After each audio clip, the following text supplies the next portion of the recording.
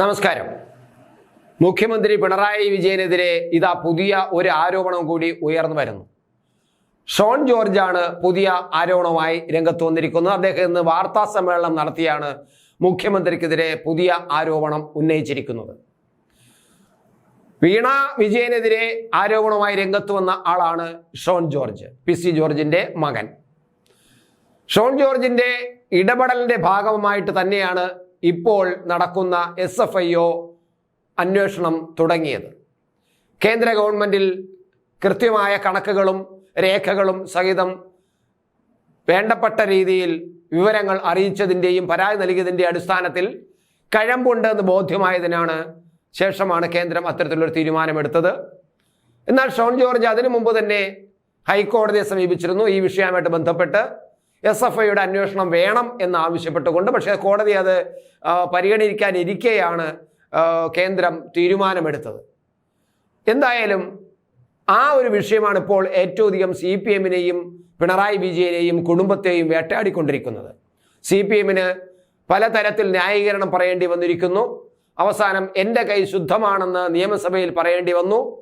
മാത്രമല്ല, എൻ്റെ ഭാര്യയുടെ അവളുടെ അമ്മയുടെ പെൻഷൻ തുകയുണ്ടാണ് കമ്പനി തുടങ്ങിയെന്ന് പറയേണ്ടി വന്നു. അങ്ങനെ ഓരോരോ കാര്യങ്ങൾ പിണറായി വിജയന് നിയമസഭയിൽ പറയേണ്ടി വരികയും ചെയ്തിട്ടുണ്ട്. എന്നാൽ ഇപ്പോൾ ഷോൺ ജോർജ് ഒരു വിവാദം ഉണ്ടാക്കാവുന്ന പുതിയ ആരോപണമായി രംഗത്ത് വന്നിരിക്കുന്നത് പിണറായി വിജയനെ രക്ഷിച്ചെടുത്ത ഒരു ഉദ്യോഗസ്ഥനെ 2008 ലാവ്ലിൻ കേസ് ഉയർന്നു വന്നപ്പോൾ ആ ലാവ്ലിൻ കേസിൽ ആദായ നികുതി വകുപ്പ് ഒരു അന്വേഷണം നടത്തിയിരുന്നു.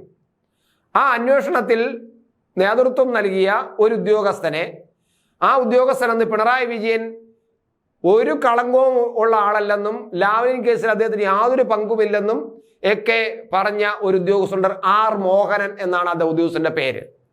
അയാൾ പിണറായി വിജയന് ക്ലീൻ ചീറ്റ് നൽകിയ ആളാണ്. അതിൻ്റെയൊക്കെ ആദായ നികുതി വകുപ്പിന്റെ അന്വേഷണത്തിൽ പിണറായി വിജയൻ യാതൊരു കുഴപ്പവും ചെയ്തില്ല എന്ന് കണ്ടെത്തിയതിന്റെ ഭാഗമായിട്ടാണ് പിന്നെ ആ കേസ് പിണറായി വിജയന് അനുകൂലമായിട്ട് ഹൈക്കോടതിയിൽ ഒരു വിധി വരുന്നത്. എന്തായാലും അങ്ങനെ അതിന് കാരണക്കാരനായ, അതിന് പിണറായി വിജയനെ സഹായിച്ച മുൻ ആദായ നികുതി വകുപ്പ് ഉദ്യോഗസ്ഥനായ R മോഹനനെ അതിൻ്റെ നന്ദി, അതായത് ഉദ്ദിഷ്ട കാര്യത്തിന് ഉപകാര സ്മരണ എന്ന് പറയുന്നത് പോലെ നന്ദി പ്രകടനമായിട്ട് അയാളെ പിണറായി വിജയന്റെ പേഴ്സണൽ സ്റ്റാഫിൽ 4ാം നമ്പറായിട്ട് അയാളെ ചേർത്തിരിക്കുന്നു. കുറേ കാലമായിട്ട് അദ്ദേഹം പിണറായി വിജയന്റെ പേഴ്സണൽ സ്റ്റാഫിൽ പ്രവർത്തിക്കുകയാണ് എന്നാണ് ഷോൺ ജോർജ് കണ്ടെത്തിയിരിക്കുന്നത്. അത് വലിയ വിവാദമാക്കി മാറാൻ സാധ്യതയുണ്ട്.